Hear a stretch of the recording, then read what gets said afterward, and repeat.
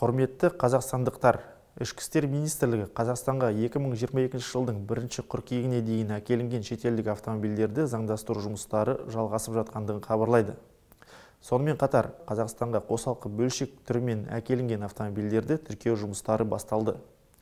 Тіркелу үшін көлік иелері өтініш, ішкі істер органдарының уәкілетті қызметкері берілген көлік құралын тексеру актісі, техникалық байқаудың диагностикалық картасын ұсыну қажет. Және мұндай көлік құралдары алғашқы тіркелген үшін алым 200 000 теңгені құрайды. Аталған автокөліктер тек Қазақстан аумағында қолданылу қажет. Және өзге тұлғаға тіркеуге рұқсат берілмейді.